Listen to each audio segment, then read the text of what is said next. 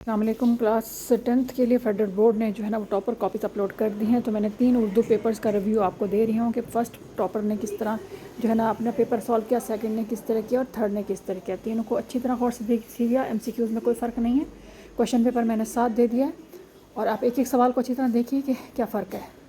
देखिए कि किसका जवाब कितना बेहतर है। देखें इन्होंने जवाब टू द पॉइंट लिखा और ज़रा बड़ा बड़ा करके लिखा। पहले टॉपर जो सबसे ज़्यादा नंबर आए हैं फेडरल बोर्ड में, उन्होंने इसको जो है ना खूबसूरत नीट राइटिंग में और ज़रा जवाबात लंबे करके लिखे। इनका ये फ़र्क है, तो इसलिए इनके ज़्यादा मार्क्स हैं। इनमें मिला की गलतियाँ भी कम नज़र आ रही हैं, लेकिन जितनी भी लाइनें थी तकरीबन उन्होंने फुल लाइन जो है ना सारी की सारी लाइन फिल की हुई हैं। उनमें से कोई जवाबात में लाइन नहीं छोड़ी हुई। ये मिसाल भी साथ साथ दी हुई है। उसके बाद सबक की इबारत जो है ना सवाल जवाब, इसने ना मुसन्निफ़ का नाम, शायर का नाम कुछ नहीं दिया हुआ, डायरेक्ट इन्होंने इसकी तशरीह की हुई है। ठीक है, उसके बाद तशरीह बे है। यहाँ पे भी उस बंद में उन्होंने किसी मुसन्निफ़ वगैरह का जिक्र नहीं किया, ना हेडिंग दी है और डायरेक्ट तशरीह की है, तो इसी वजह से इनको पूरे मार्क्स दिए गए हैं। सेम गज़ल का भी इसी तरह ही है। इसमें भी उन्होंने बग़ैर उसके हेडिंग के जो है ना वो शायर का नाम दिया और तशरीह की, और अशार की भी उन्होंने हवाले दिए हैं, इसलिए इनके फुल नंबर हैं। उस पर गड्डी और उसके झूठ की सज़ा में उन्होंने पैराग्राफ बनाए हैं और टू द पॉइंट बात लिखी है और 1.5 सफ़े की लिखी है, इसलिए इनके भी पूरे तकरीबन नंबर आए। फिर मेहनत की बरकतें देखें, इन्होंने बगैर हेडिंग के पैराग्राफ बनाए हैं और उसके बाद हवाला जात जो है ना वो डिफरेंट पेन से लिखे हैं, इसलिए इनका पेपर सबसे बेस्ट करार पाया है और बोर्ड में इनका सबसे ज़्यादा नंबर आए। अब बात आती है सेकेंड टॉपर की। अब सेकंड टॉपर शुरू करते हैं। देखें इन्होंने जो है ना बहुत छोटा छोटा करके लिखा है, लेकिन उन्होंने जो प्रॉपर वर्ड्स थे उन्होंने हाईलाइट कर दिया है और जिस वजह से हो सकता है, लेकिन जवाबात तकरीबन सही हैं और मुहावरात उन्होंने बनाए नहीं थे। ये भी किसान वाले, बाकी अशार की तशरीह भी उन्होंने बेहतर की है और लेकिन पहली वाले के जो था ना वो ज़्यादा बेस्ट आंसर थे और बेहतरीन आंसर उसने दिए थे। और लेकिन इनका भी अच्छा है, थोड़े से नंबरों का फ़र्क था, लेकिन सेकंड बेस्ट को जो है ना पेपर इन्हीं का करार पाया है।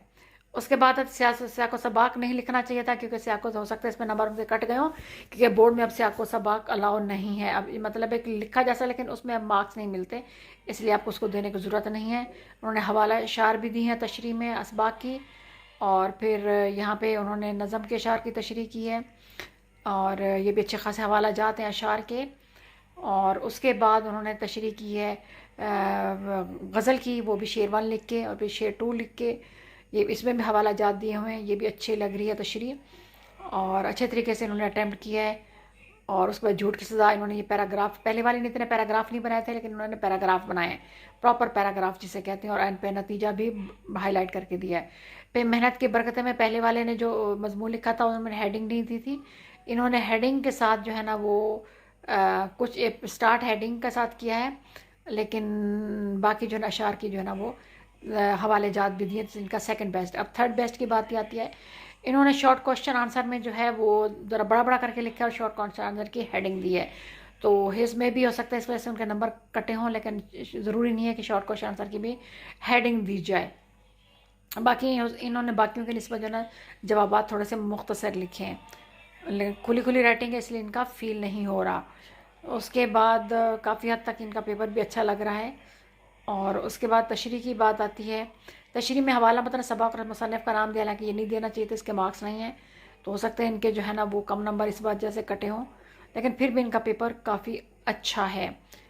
यहाँ पे तर्जमे और अशार, और फिर यहाँ पे भी नज़म और शायर का नाम लिख दिया इन्होंने, जो नहीं होना चाहिए था, और मे बी इस वजह से नाम कम कटे, लेकिन इनके हवाला ज़्यादा इन्होंने कम दिए हुए हैं और इन्होंने खुला खुल करके लिखा, लेकिन फिर भी अच्छा लिखने की कोशिश की है।